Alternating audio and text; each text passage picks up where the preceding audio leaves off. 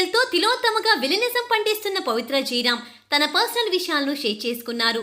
కన్నడ నటి అయిన పవిత్ర జయరాం సీరియల్స్తో పాటు సినిమాలను నటించింది. ఆమెకు ఓ కూతురు కొడుకు ఉన్నారు. పెద్దగా చదువుకోలేకపోవడంతో హౌస్ కీపర్గా, సేల్స్ గర్ల్గా, లైబ్రరీ అసిస్టెంట్గా చిన్న చిన్న పనులు చేసుకుంటూ వచ్చింది పవిత్ర జయరాం. ఆ తర్వాత తెలిసిన వాళ్ళ ద్వారా ఓ కన్నడ దర్శకుడి దగ్గర అసిస్టెంట్గా చేరారు. మెల్లమెల్లగా సీరియల్స్తో చిన్న చిన్న రోల్స్ చేసుకుంటూ వెళ్ళింది. తెలుగులో మొదటిగా నిన్నే పెళ్లాడుతా సీరియల్స్లో అవకాశం అందుకుంది పవిత్ర జయరాం. త్రినయని సీరియల్తో పేరు సంపాదించుకుంది పవిత్ర జయరాం. తన భర్తతో విభేదాల గురించి, తన పిల్లల గురించి ఆసక్తికరమైన విషయాలను తెలియజేశారు. నేను పుట్టి పెరిగింది కర్ణాటకలో. పట్టుకోటి కోసం హైదరాబాద్ వచ్చాను. కన్నడ కంటే తెలుగులో నాకు ఎక్కువ ఆదరణ లభించింది. ఫ్యాన్ ఫాలోయింగ్ ఏర్పడింది కూడా తెలుగులోనే. ఈ త్రినయని సీరియల్ కన్నడలో కూడా డబ్బింగ్ అవుతోంది. దాంతో కన్నడలో ఫాలోయింగ్ పెరిగింది. అంతకుముందు చాలా కన్నడ సీరియల్స్ చేశాను, కానీ ఈ సీరియల్కు వచ్చిన పేరైతే రాలేదు. నా పేరుతో చాలా ఫ్యాన్ పేజీలు కూడా వచ్చేసాయి. మ్యారేజ్ నాకు ఎప్పుడూ అయిపోయింది. నాకు పెళ్లి అయిన రోజు కూడా గుర్తులేదంటే మీరు అర్థం చేసుకోవచ్చు. నాకు పెళ్లి కావడం కాదు, పాప బాబు కూడా ఉన్నారు. బాబుకి 22 ఏళ్ళు, పాపకి 19 ఏళ్ళు.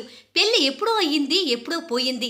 హ్యాపీగా ఉన్నాను ఇప్పుడు. ఇన్స్టాగ్రామ్ లో చాలా మంది నాకు మెసేజ్లు పెడుతుంటారు, మేడం నన్ను పెళ్లి చేసుకుంటారని. వాటిని చూసి నవ్వొస్తుంటుంది, నాకింకా ఆఫర్లు ఇస్తున్నారని. ఆ మెసేజ్ల లోపల ఎంజాయ్ చేస్తుంటా. నాకిప్పటికీ ప్రపోజల్స్ వస్తుంటాయి. నా కూతురితో కాలేజీకి వెళ్తే మీ అక్క అని అడుగుతారు. అందుకే అది కాస్త వయసు కనిపించేట్టుగా చీర కట్టుకొని రానంటుంది. నేను 10వ తరగతి పూర్తి చేయగానే 16 ఏళ్లకి పెళ్లి చేసేశారు. చదువు అక్కడే ఆగిపోయింది. మ్యారేజ్ లైఫ్ ఎండ్ అయిపోయింది. చిన్న చిన్న పిల్లలుగా ఉన్నప్పుడే నా కూతురు కొడుకుని తీసుకొని బెంగళూరు వచ్చేసాను. పిల్లల్ని పెంచడం కోసం చాలా పనులు చేశాను. హౌస్ కీపింగ్ చేశాను, నర్సింగ్ కాలేజ్లో లైబ్రరీలో చేశాను.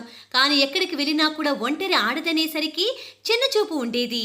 పైగా అప్పటికి నాకు వయసు 22 ఏళ్లే. నేను సింగిల్ అనేసరికి చాలా ఇబ్బంది పెట్టేవారు. పిల్లల్ని చూసుకోవడానికి చాలా ఇబ్బంది పడ్డాను. ఆ టైంలో నాకు నా స్నేహితుడి సాయంతో డాక్యుమెంటరీ డైరెక్షన్ దగ్గర షూటింగ్కి జాయిన్ అయ్యాను. అక్కడికి వెళ్ళిన తర్వాత నా లైఫ్ మారిపోయింది.